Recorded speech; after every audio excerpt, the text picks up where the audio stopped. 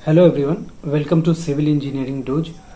जैसा कि आप सभी जानते हैं कि मैं आप लोगों को गवर्नमेंट एग्जाम्स के लिए गाइड करता हूं और उससे रिलेटेड जो इन्फॉर्मेशन होता है वो आप सभी तक पहुंचाता हूं।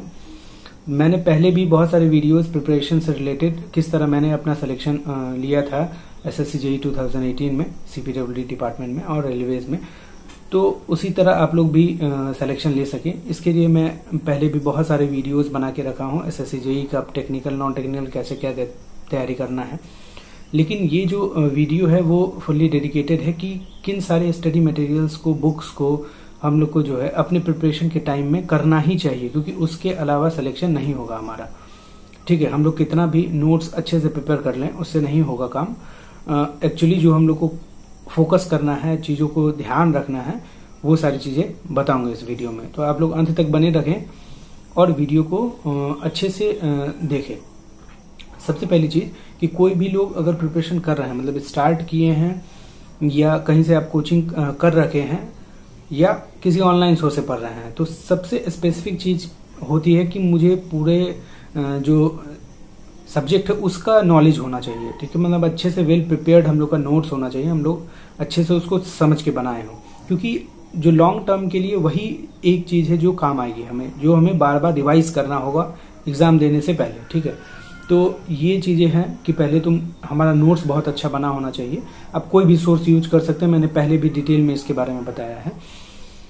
उसके बाद जब हम लोग का नोट्स तैयार है अच्छे से, उसके बाद जब हम लोग सब्जेक्ट पढ़ लेते हैं, कवर कर लेते हैं, उसके बाद जो काम आता है वो प्रैक्टिस करना होता है, क्योंकि प्रैक्टिस से ही इस जो पूरा फेज चल रहा है, ये जो हम लोग कर रहे हैं, उससे हम लोग को सक्सेस मिलेगा।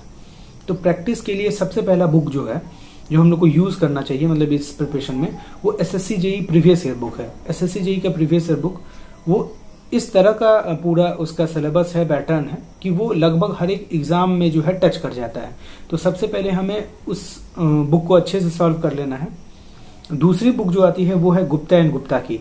गुप्ता एंड गुप्ता बुक जो है उसे हमें अच्छे से करनी है। एक खुरमी की भी बुक आती है, उसे मैं रिकमेंड नहीं करूंगा। गुप्ता की जो बुक आती है आप उसको करिए।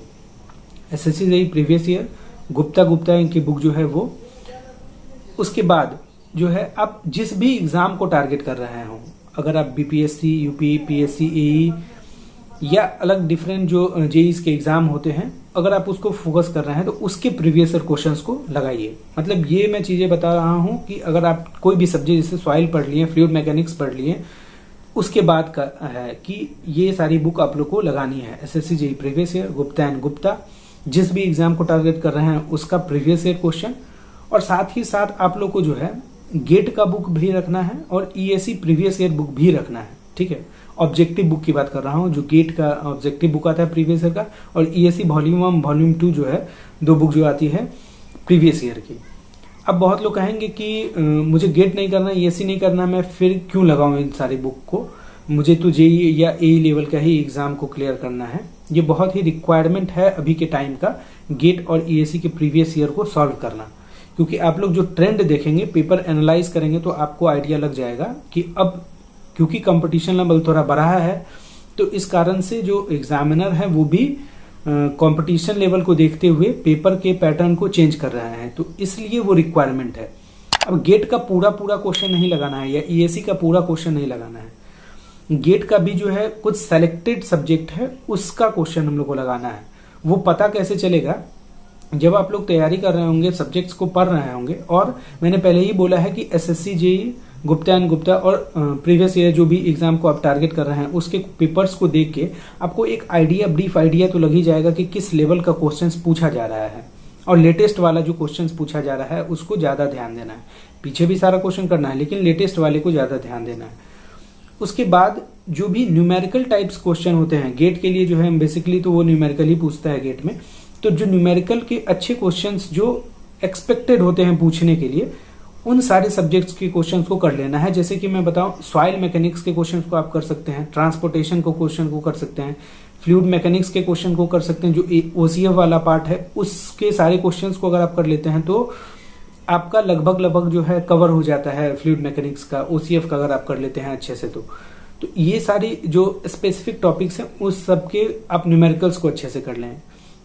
उसके बाद ईएससी आता है, ईएससी का, तो ईएससी का सारा क्वेश्चंस नहीं करना है। मैंने पहले भी बोला है कि जो प्रीवियस ईयर क्वेश्चन हमने एनालाइज किया, सॉल्व किया है, उस बेसिस पे हमें आइडिया लग गया होगा कि किन सारे क्वेश्चंस को, इजी क्वेश्चंस जो पूछे जाते हैं ईएससी में।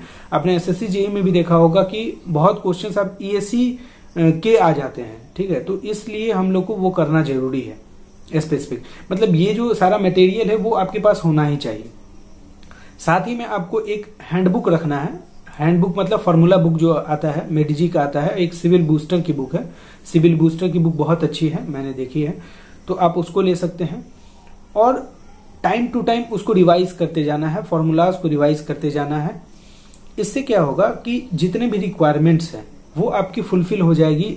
एग्जाम में क्या अप्रोच होना चाहिए उसके लिए, कि क्वेश्चन हमको पहली बार, कुछ साल क्या होता है कि जब जैसे हम लोग स्टार्ट करते हैं, 6-8 महीना हुआ होता है प्रिपरेशन का, उसके बाद जब अगर कोई एलिजिबल होते हैं, हम फॉर्म फिलअप कर देते हैं, एग्जाम देने जाते हैं, तो आपको क्वेश्चंस भी नहीं समझ में आता है कि कितने क्वेश्चन छूट गए। बहुत सारे क्वेश्चंस ऐसे भी होते हैं जो हम लोग उस एरिया को जानते तो रहते हैं, लेकिन जो ग्रैस्प नहीं कर पाते हैं कि आखिर करना क्या था इस क्वेश्चन में।